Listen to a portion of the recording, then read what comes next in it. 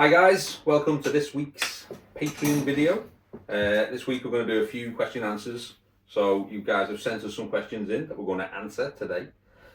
So you ready, boys? Yeah. This is what we've got. All one ready. Some of these are amazing. Some of these are insane. We'll see as we go along. So Big Stu asks us, cover versions. Have you ever done any behind the scenes while recording album tracks? Sort of.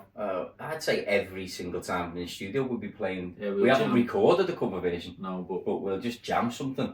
Yeah. I can't think of a session where we don't just like play something, you know. Normally, Purple Rain. Purple Rain. Purple Rain normally ends up coming out. Steve does cover stuff when you play. Yeah, when I played the bars in Liverpool, I'll do covers of all kinds of stuff. Which means normally when we're jamming stuff, Steve will go into the cover versions as well half the time. In He'll fact, be sat there on the guitar. In fact, in the last Ultimate tier, we did do a little cover. Oh yeah, with John, yeah. Yeah, with John. Oh, we did. Yeah. Yeah. Nobody knows. Yeah. So just for a little bit of an update of what's been going on, we've had John Campbell. Yeah. John Campbell has been to the TLA He's been studio here to visit us. And so keep your eye out if you're on the Ultimate tier. Coming up after this is our interview with the one and only John Campbell. Where we perform. Oh, Yeah. cover. Steve does. Yes, it is. Yeah. Yeah, there's a cover Little bit version. of a cover So in version. answer to your question, yes we do. Yes, we do. Yes Yeah. we do. Yes we do. And another answer to your question is normally when we're working on a track, Steve will work out where we've nicked the chords from and then tell us what the original song was. Yeah. So that sounds a bit like That sounds like song, this. Yeah. And then he'll start singing the proper version. I'm like, Yeah. shut up, Steve, Yeah. because we need that. Yeah. Yeah, Don't tell anyone. Don't tell anyone. Can't copyright chords. We've changed a bit of it, it's alright. So yeah, in answer to your question, Stu, yes, we do sometimes just jam out some cover versions while we're working on tracks. Not all the time, but yeah. So, Kayla says, I would love to hear the original version of Collide that you mentioned in the video. We'll have to do that another time because I've got no clue Gotta find it. where it is, what it is, but it won't be as good as the proper one. Although, saying that, Steve sang the whole thing on the first one, our first version of it. Steve sang all the vocals, so it's pretty cool actually. So we'll dig that out at some point. Okay, Big Stu is back again. Big Stu says, another question, mainly for technology geeks. A rig rundown on what you all create the magic with. Oh, that's me tapping out. Yeah. Go on, Steve. Well, basically, so we use Ableton is the program Yeah. for doing all the music. The door. The DAW, the DAW, and for anyone who's not musical, that's the digital audio workstation. But to start off with, it's a piano and a guitar. Yeah. Or sometimes a bit of music if I produce up an album and brought it in. But we jam out ideas just acoustically, piano. Which a piano is a Yami, I think. The white Just a piano. Yami. Guitar is a Takamine. Takamine guitar. So the ideas will start there. We'll just start bit of basic idea, acoustic guitar or piano, and then we'll start to build it up. And then I've got like a whole load of classic synths in software. Most of them in software format. I've got a real synth at home as well, but most of it's in software format. And I'll go and get like a Yamaha DX7 or a Juno 60 and find some really nice 80s sounds. So that's where it starts. And then we just use all the latest plugins, compressors. I don't know what your mic is. What's the mic in it? I think we changed it. No, we changed it to we changed it to the I think or something, was it? We did change it recently, to be honest. Let's see. Paul's gone to look. Yeah. And if you're on the other camera, you might see a little bit of his head. It is an AKG C414 Nice. to be specific. It's a good mic. A really good mic. We just used an old retro 01V desk for the preamps. Gives a nice vocal sound. Computers are all Mac. I and finally all Macs, converted Paul. Yep. So Paul was holding grudgingly onto his old cranky PC that took 25 minutes to boot up. Which is down down there. there. And eventually got him to jump on the Macs. Yep. And he's never looked back. Nope. Yeah. And that's about it, really. The audio interface. Oh, we use NS10 speakers and Dynaudios for when we want to listen to things nice. Yeah, we barely use the NS10. So the NS10 monitors are what you use when you're mixing something down, but you just jump to them every now and then because they sound crap. Absolutely crap. But if you can make it sound good on them, they'll sound good on anything. Yeah. But the other thing that we sort of do, which we probably haven't explained, is this room, this studio, is really a vocal recording room and a live performance jam session room where we jam out ideas, we write our ideas, we work everything out, and then we get Steve to do vocals in here.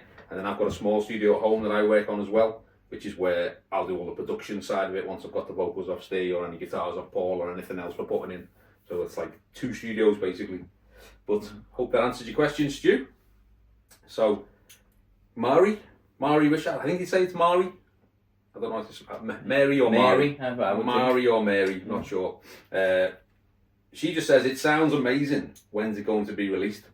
We don't know what you're talking about. No, we do really. Yeah. So I'm assuming you're talking about Where Was the Love? Yeah. Where Did the Love Go, which is our last track we've been working on in here. And the answer to that is, we don't know. Yeah. Because John Campbell's come in and ruined everything. Yeah, ruined the order. Ruined It was everything. going to be like what? Not the next single, but the single after that. So basically what's happened is John Campbell's come in and he's had a good listen to like most of the tracks we've got ready for the next album. And he's gone, no, don't release that one, don't release that one. Release this one. I'm like, that one's not finished. And he's like, yeah, but it's going to be a banger. You've got to release that one next. And so we're now going back into working on some other tracks to potentially be the next single. But he did make a good point. He did, yeah. What he said was, the stuff that we had ready to go, which you've heard a bit of, is like quite rock and it's a little bit of a step away from the last album. And the other stuff he's heard too is a lot more Last Arcade-y feeling. Because some of the songs that he heard were like demos for the first album. Yeah. Yeah. So he was like, Most of them, to be fair. Yeah. We need to finish them songs. Well, he's ended up co-writing on one of them with us as well. But yeah, and he's got a point, because we had to talk about it afterwards, and basically what he said was, you need to bring people back in with your signature sound. Yeah. And some of those tracks are proper Last Arcade style.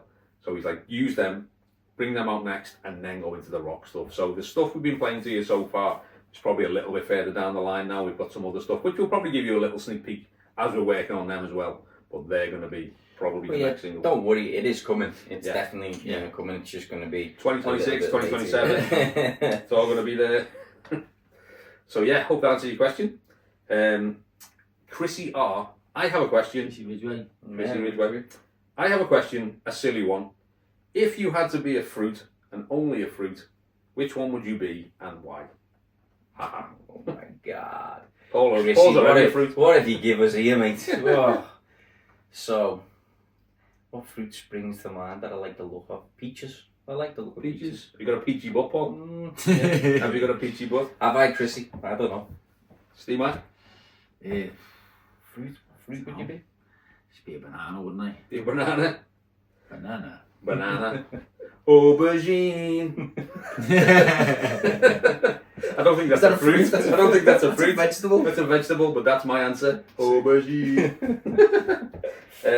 So I hope that answers your question, Chrissy. Cassie, she says, all right, I can't wait for the answers to this one. Aubergine. So that was that one. And our final question. So you guys need to send us, actually there's another one, there's another question I just remembered. That Elizabeth sent us one. But you guys need to send us some more questions if you want these videos to be a bit longer. Kayla says, okay, this is quite a good question. I'm wondering how the concept and name of The Last Arcade came about. So we've got a few little, we remember it all a little bit differently actually, me and Steve said before. So I remember, my side of the story is, Steve coming in with about 4 names, and him saying the Last Arcade, and us just saying straight away the Last Arcade. And I remember it being that simple. Which Steve was it? That's it.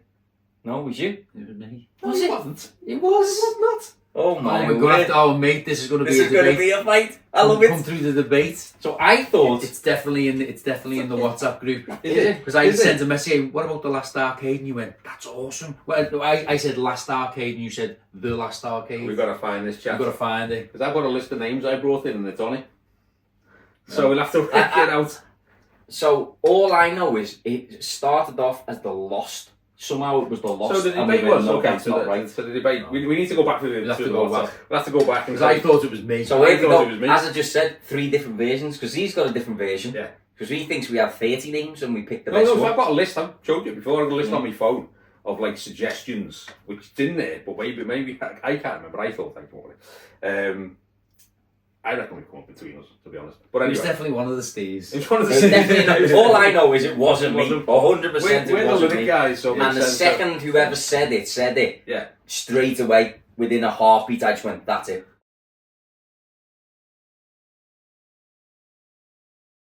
I thought I sent it in a message. It might have been you then that sent it in a message. Because I just put, I remember sending Last Arcade, and you said, no, The Last Arcade. But I might, I can't remember. I thought I'd come up with it. Anyway, so we'll find out. What you've done now. Look what you started. Started a big argument here. After the court battle, we'll find out. And but there was a discussion, and it was between The Lost and The Last Arcade. And the reason we were going down this The Last or The Lost Arcade, we wanted something that sounded like an 80s movie as well. Yeah. And when we were jumping back, we were getting to Indiana Jones and the Lost. Indiana Jones and the Last Crusade. Yeah. The Last Starfighter. Yeah. There was the Lost something as well, and they lost The Lost Boys. the Lost Boys, Raiders of the Lost Ark, The Lost Boys. So it was like the Lost Arcade, because it was the arcade was something that was really significant of the 80s. Yeah. Something we all went to playing video games, and something that's pretty much gone. Yeah. So it all fitted together. It was like The Last or the Lost, The Last Starfighter, Raiders of the Lost Ark. That really give it an 80s significance. Yeah. And then the arcade, just for us, certainly as like kids going to the arcade, was just something amazing. So it was like, it had a really nice nostalgic thing to it, and also felt 80s. Yeah. So I think it hit the mark when I made it up. As soon as this video's finished, we're going to hear Straight WhatsApp. to Straight through the I WhatsApp. just find out, man. And I was like, I always thought I'd come with that. I couldn't bet my life on. All I know is that it definitely wasn't me. And the second someone said it was like, that's it. So, 1 second, because I've got another one. Can I get it? It's on that phone. Can you get into Discord? Yes, of course I can. You can get into Discord. Go into Discord, because Elizabeth left us one. Yeah. A message. Elizabeth left us one. I think it's in the questions and answers bit. Weekly questions. There we go. Paul has said something about BB Mac originally being called Ecos, Ooh. and there being a rivalry between bands. Can you tell us a bit more about this early band of Paul's, and what did the name Ecos mean or stand for? General history lesson on this era would be appreciated. So Paul made up Ecos, but Steve thinks he did. Yeah. Yeah, Okay. I definitely didn't go with Ecos. So let's rewind No to one was telling for that one. when we were all kids. Yeah. So started off, basically stay in. Yeah, it was me. It wasn't Ecos at the time, was it? You just No. got together, was you? It was me, Mark, Christian, and another lad. Another lad, and I was in a band with there was 4 of us, and we were signed. We were about to sign to a management company. That management company we didn't sign with, and We signed with. Steve's band signed with. So at the time we thought no chance. We were being smart, but bad move. Although none of us stayed with that man. We only stayed with them for 5 minutes, so it wasn't a bad move. Yeah, a couple of months. So the rivalry, when I say that, there was no animosity, but it was just a bit like, well, we've just turned down your manager, and these were like, well, we just took it and we're on the telly and we're doing this. So it was a bit like, and then as it evolved and went into BB Mac, then it was a bit like big rivalry. Then thinking, we should have took that deal. But that deal wasn't that deal. That deal wasn't that deal. It was like the it was Ecos a thing long wasn't the story. BB Mac thing. I Was have it? no idea what Ecos stands for or stood for. I have no idea. I think I was in the band and I didn't even know. I just thought, because it was all advertised in the Liverpool Echo. It was almost like Echos, Echoes. Yeah. Who thought of it? Was that the manager's decision? Yeah, the not band me name? or Steve. Yeah, it was the credit. manager. It was a guy called Joe Flannery, and he was the Beatles booking agent back in the 60s, and he was Brian Epstein's first boyfriend. Mm-hmm. And that's how he sold it to us. I don't know how he sold used it to work you. with the Beatles, Because so- he worked with the Beatles, we were like, yeah, let's take this guy seriously. And at the time, we were just touring around doing road shows and building up a fan base and stuff. And it seemed like, at the time, it seemed like these guys just came from nowhere. Just like, boom, on the scene, bang, and straight away went to the top of the. Well, that was it. I mean, there was a little bit of time in between because the Ecos thing didn't work. It just we'd done a couple of gigs and it just wasn't happening.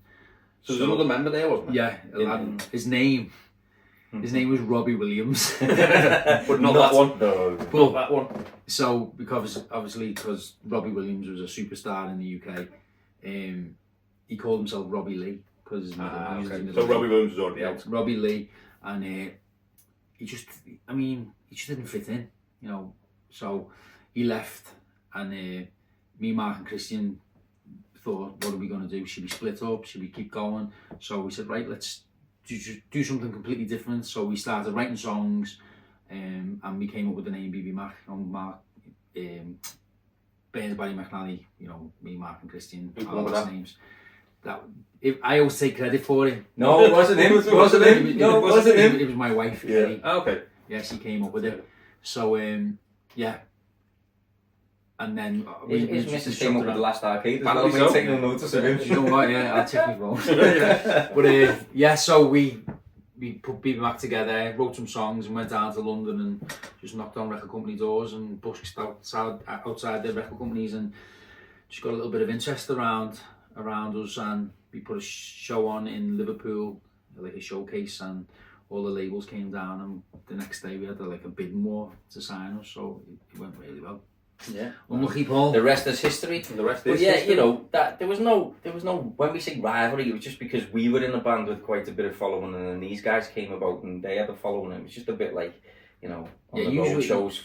You were around before us though. Yeah, so I was probably in my third band by then or something, you know what I mean? It was but yeah, and then obviously these guys went to America then, and as we say, the rest is history, but we never seen them then till they came back. So when they came back, you know, things were very different with the guitars and blah blah blah, and then we just met up. And that picture what I posted on the Discord was from a rehearsal studio. User come back to rehearse your second album to go back and tour the second album. Yeah, that Rossin. Yeah, that was. So my brother is in that picture. Yeah, my brother was a lead singer of one of Paul's bands before the last guy that was in 10 Reasons, and before Steve was in 10 Reasons. Yeah. So yeah. Yeah, it was all this was meant to be. Yeah, like definitely. We were all linked. All come together. Over 30 years, you know. The funny thing is, like, me and Paul would produce music all the way along, and there was definitely a point where we were trying to rip off BB Mac.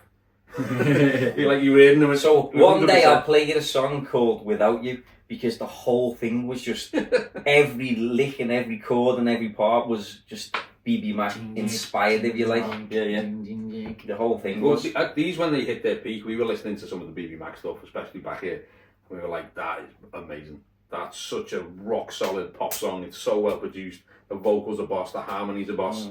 We're going to try and do it. I'm sure I sampled the snare off it and put it into one of our tracks. It wasn't as good, but you know, we were definitely inspired by it at the time because you were big and it was boss. Definitely.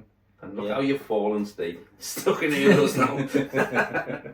How the mighty falls. Squabbling over the band name. No, like Steve said, it was meant to be, man. This is. I think we've all landed in a good place. So that's the bit of history lesson that you asked for. So that was it. I hope that's answered all your questions there on that.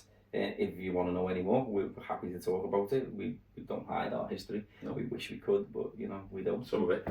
Some of it was really embarrassing. Really, really, really embarrassing. Look up Global and see if you can find anything. Oh yeah, don't look up those. You won't find. Probably won't find anything online for the band Global. But yeah, it's amazing. Listen, it was all fun. I wouldn't change any of it. You know, it was amazing. The things we got to do, the friends we made. And we certainly wouldn't have the last arcade without it all. So but we're glad there was no social media back then. Definitely not. Millions of some embarrassing photos and gigs and possibly be in jail as well. Some of you. Cool. Okay, well that was the last question. So just want to thank you guys for sending your questions in, and we'll do this again in about a month's time. Next week we should be looking at doing the Teams call for the Ultimate Tier members. Oh yeah. Where we're going to have a live call. So I'll message you guys on Patreon or on the Discord, and we'll sort out the date. But it's probably going to be next week. We'll do like a half hour to an hour live call. So get your webcams ready and get Teams or Zoom or whatever it is. We'll sort it out. We'll let you know, and we'll jump on a call with you next week live. So think of some things to say to us and chat about. Yeah. Because we've got nothing to say. Just before we go, any of you guys in Florida, we hope you're all okay. Absolutely, you know, absolutely. All over the news, it's sounds awful. So we'll be doing okay. So that's it for this week, guys. Thank you so much, and we'll see you on the next one. Thanks so much. See you later. See ya. Hey folks, hope you enjoyed that. If you did, don't forget to hit the like and subscribe button and follow us on YouTube. And if you'd like to see these videos live as we do them every week, we have a Patreon. Sign up at patreon.com/The Last Arcade or hit the link below. Thank you very much. Thank you. See you later.